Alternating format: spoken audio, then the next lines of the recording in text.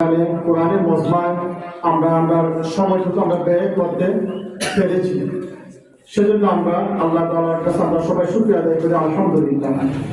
তার সাথে সাথে আমরা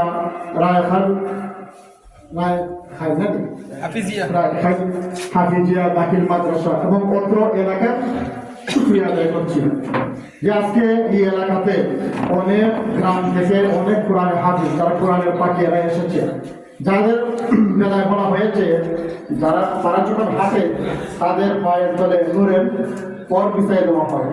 সেই কোরআনে হাফিজ আজকে আপনাদের গ্রামে সারাদিন ধরে হাঁটাফেরা চলাফেরা করেছে।